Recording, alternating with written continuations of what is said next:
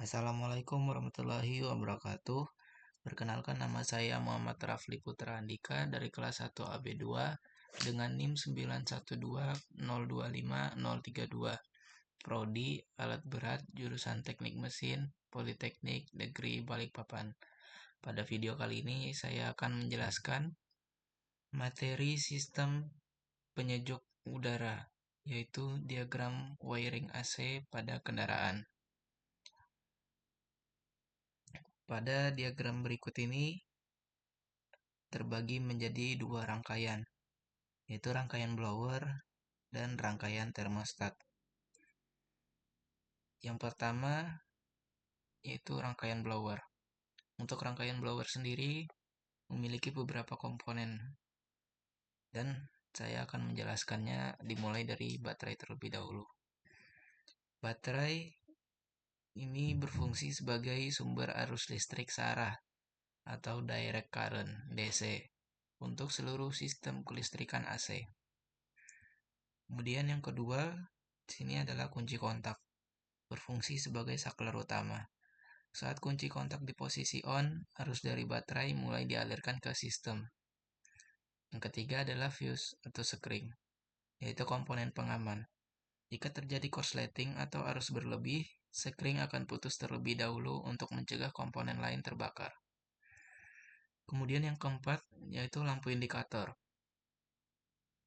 berfungsi sebagai lampu penanda di dashboard yang menyala untuk menunjukkan bahwa sistem AC atau blower sedang menerima arus listrik.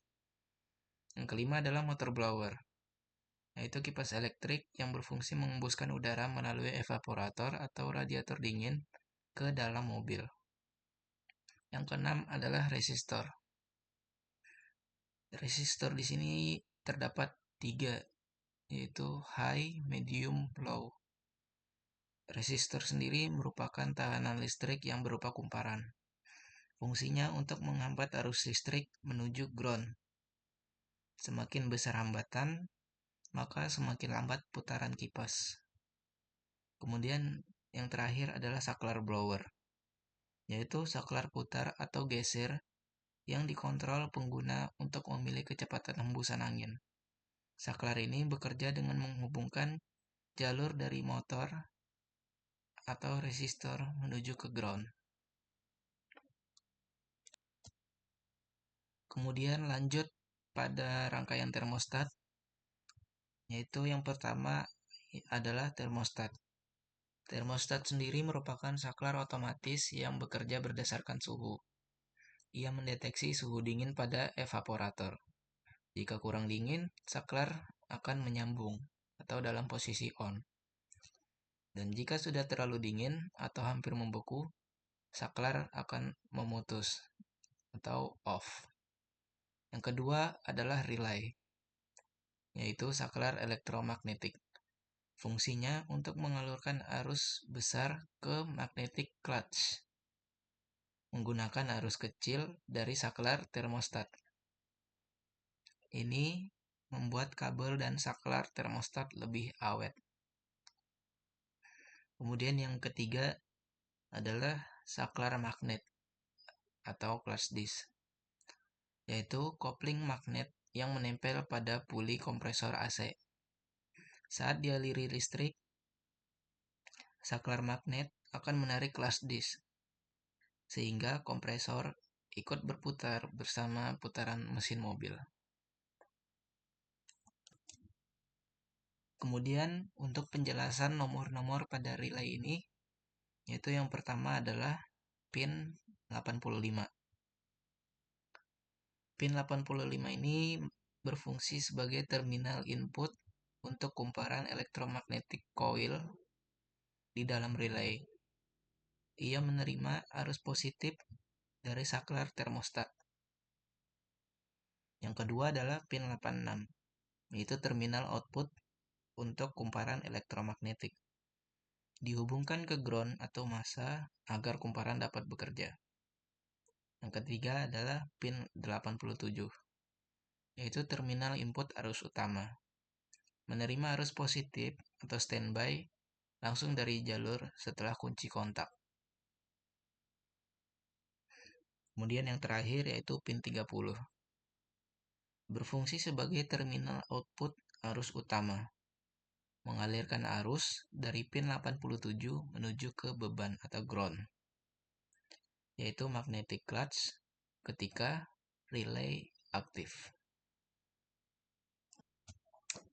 Baik, memasuki urutan proses kerja.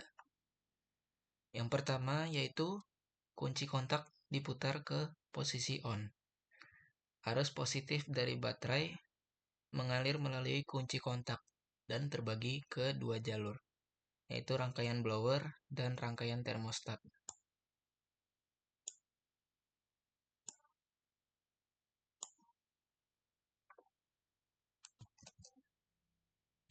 Kemudian di sini saya akan menjelaskan proses kerja rangkaian blower.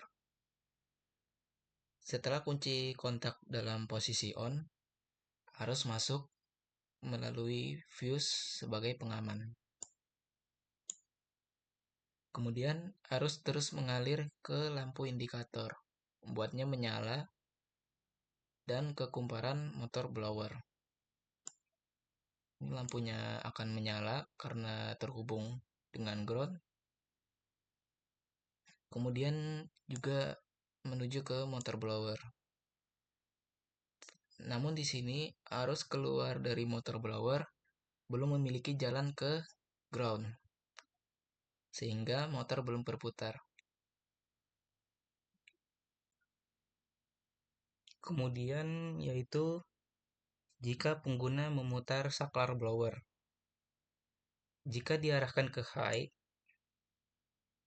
maka arus langsung terhubung ke ground tanpa hambatan. Motor blower akan berputar paling cepat.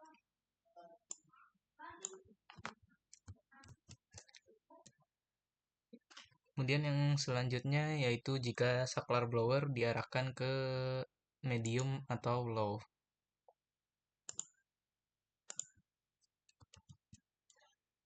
Jika diarahkan ke medium ataupun low, maka arus harus melewati lilitan resistor terlebih dahulu sebelum menuju ke ground. Karena ada hambatan, arus yang mengalir mengecil, sehingga putaran motor blower menjadi sedang atau pelan. Kemudian lanjut ke proses rangkaian kerja termostat.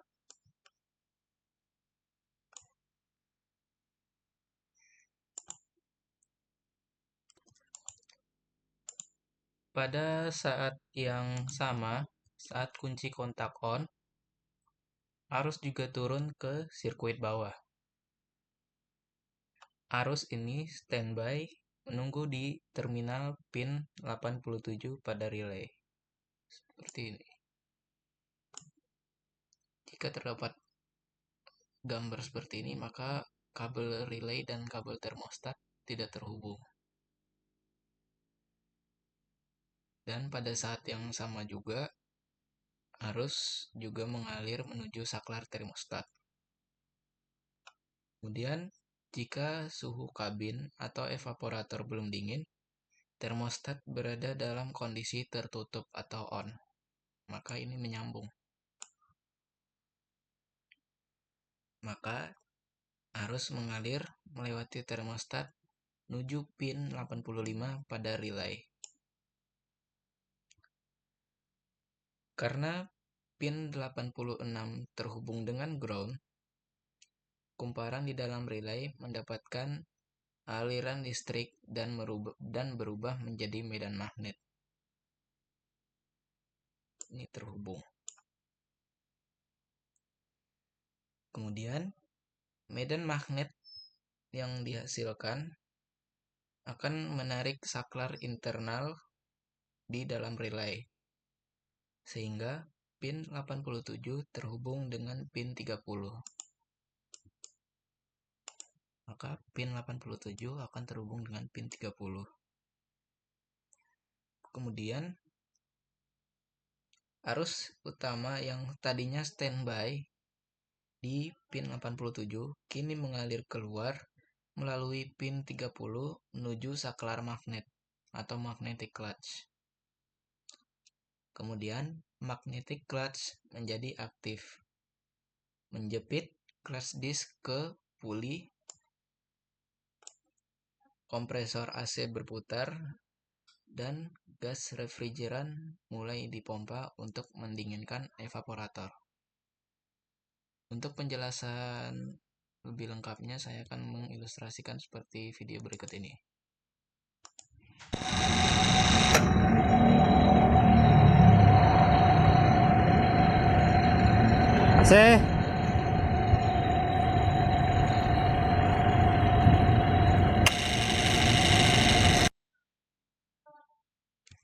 Ya, terlihat pada video tersebut bahwa jika relay ini dialiri arus listrik, maka kelas disknya akan menjepit, sehingga gas refrigeran dipompa untuk mendinginkan evaporator. Untuk evaporator di sini itu dia menjadi satu kesatuan dengan termostat. Dan untuk gambarnya seperti ini. Ini merupakan termostat. Dan ini yang disebut evaporator.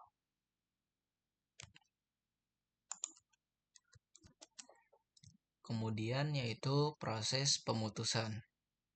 Saat suhu evaporator sudah mencapai suhu dingin yang ditentukan, termostat akan mendeteksi dan memutuskan arus listrik off.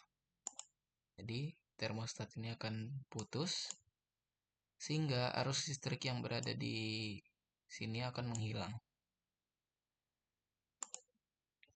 Jika aliran arus listrik ke pin 85 ini terhenti, maka kemagnetan pada relay hilang dan sambungan pin 87 dan 30 akan terputus. Kemudian magnetic clutch mati dan kompresor berhenti bekerja agar evaporator tidak membeku menjadi es. Jika suhu mulai hangat kembali, maka termostat akan menyambung sehingga siklus yang sama akan terus berulang seperti pada video tadi. Saya akan menjelaskan sedikit beberapa tambahan, yaitu seperti lampu indikator.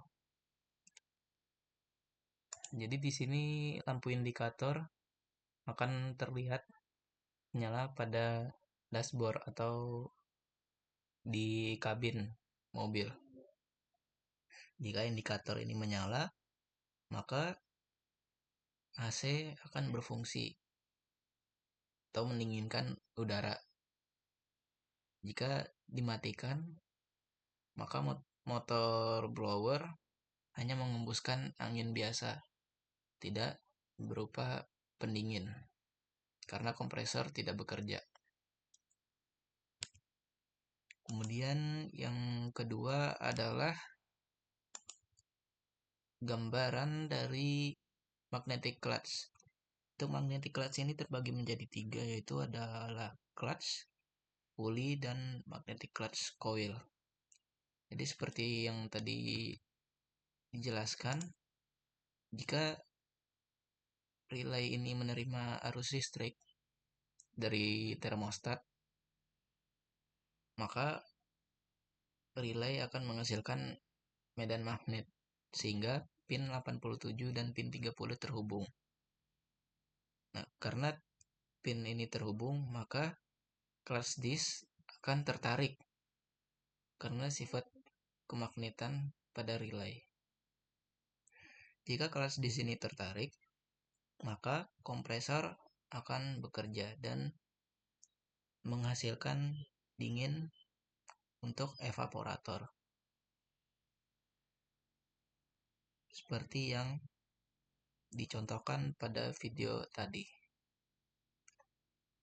Mungkin sekian untuk penjelasan saya pada video kali ini. Jika ada salah kata atau kurang dipahami, saya mohon maaf. Assalamualaikum warahmatullahi wabarakatuh.